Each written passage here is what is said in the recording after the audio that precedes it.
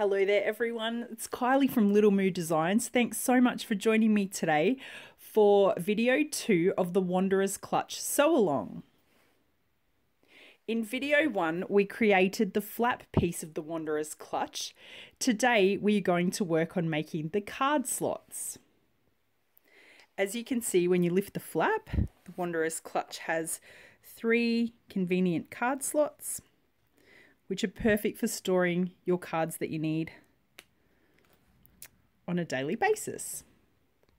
You need my new book, The Escape Travel Set, Designs to Inspire Your Handmade Luggage to Participate in the Sew Along. If you don't have a copy, it's not too late to grab one. You can head to my website, www.littlemoodesigns.com, and order your copy today.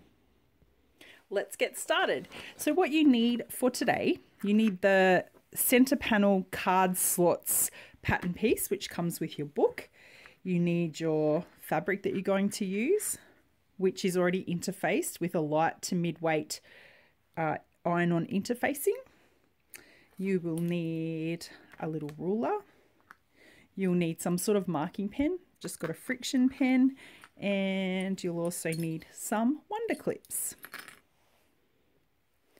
If you turn to page 12 of your book, that's what we're working off, which is step 3. Take your card slot pattern piece and using tailor's chalk or an air erasable marker, transfer the fold lines to the back of the card slot fabric. Before we do that, I'm just going to show you a couple of extra tricks that make this process a little bit easier. Sometimes people get confused which way to fold their card slots. So an easy way to remember this is to just grab a highlighter, and if you highlight lines A, C and E, they become the top of your pockets. It's just a nice easy way to remember what goes where. So if you grab your pattern piece, highlight those 3 lines, and you're just going to fold concertina style along A, then along B, along C, along D, along E, and then along F, nice and firmly. When I did this, I just used a ruler to get a nice finish. You can then see 1, 2, 3. That's exactly what we're going to be doing with our fabric piece next. I'm now working on the back of my fabric, my interface fabric, and I'm just going to transfer the lines A, B, C, D, E and F over to this, just using a ruler and an air erasable marker. Nice and straight.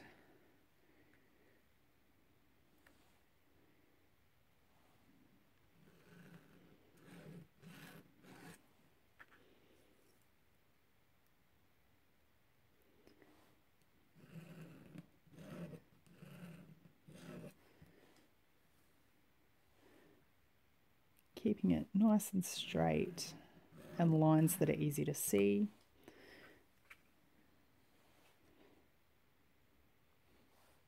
I think this step looks more intimidating than it is once you see how I do it. Hopefully you will find this video really helpful in this step. Okay, so you can see clearly there. Just put that ruler aside, that I've just transferred those marks A to F, exactly the same as the pattern piece. Now keeping your pattern piece as reference, that's what I like to do. First I'll work from this way just because it's a bit easier. Just make sure you can see that. Now you can see which way this folds, that way. So I would usually do this over at the iron, and as I do each fold I just iron the crease, but I don't have my iron close to here today. So I'm just using a card to get a nice straight line. So just finger press that to hold it in place. So that's line 1 done, or mark 1 done, which is that one. Okay, you can see the next one is to fold down this way. So you may find it easier to fold the other way. So I've just flipped it over. I can see here that's where my mark is. And just again, if I keep a business card or a ruler there and just finger press again, fold that down. That's card slot 1 done. You're going to repeat for the rest of the card pockets. So now I'm up to C. I'm just working on the back again. Put my business card there to give me a nice straight line, and I'm just folding on that line. Like so. And we just keep going.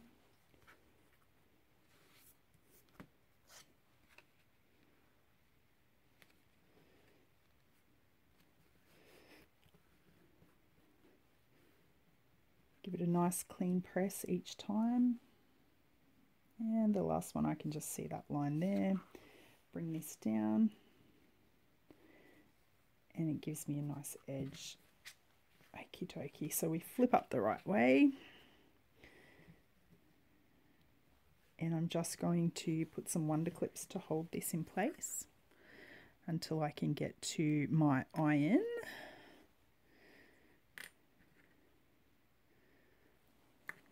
Like so. And you can see the wonder clips are in the way there. 1, 2, 3. Nice and easy card slots. So again, you just, if you keep your pattern piece folded, you know exactly how it's meant to fold, and you just use that as your guide. So lines A, C, and E are the top of your pockets on here, and also the top of your pockets on here. So that works nice and simple. Now your next step is, just get that out of the way, to go and give this a good iron. Then you're going to top stitch each of your pockets. So 1, 2, 3, again along those highlighted lines only. We don't want it all stuck together just yet. So I'll go away and do that and be back in a sec.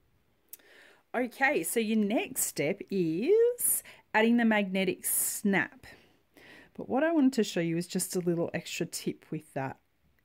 There is the magnetic snap placement mark on the pattern piece that you would transfer across. But what I like to do is line everything up and just double check. So if for some reason things have moved as you're making your clutch, perhaps the fabric is a different type of fabric, maybe it's a bit thicker, something like that. Sometimes it can change that magnetic snap placement mark a tiny bit.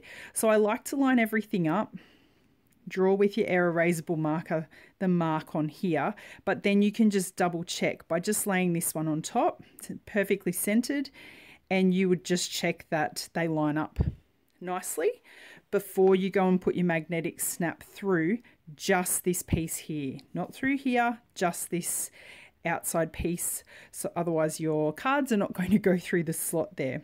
The other little extra tip is you may like to add some piping to the side panels before you put it all together.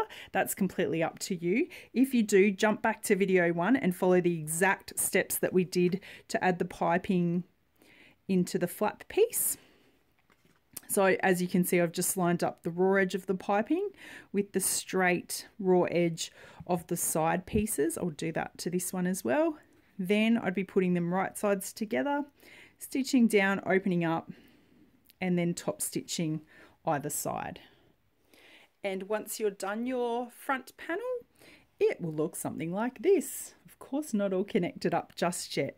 Your next step also would be to add your little D-ring if you're going to add the wristlet or tassel connector strap there. I hope you found that video helpful. Stay tuned for some more. I'm having lots of fun doing this sew along with you. Please stick around. We've got another 3 days to go yet, and then you'll have your own, very own, beautiful Wanderers clutch just like this one, but in your own cool fabrics, of course. Have a fabulous sewing day. Catch you soon. Bye-bye.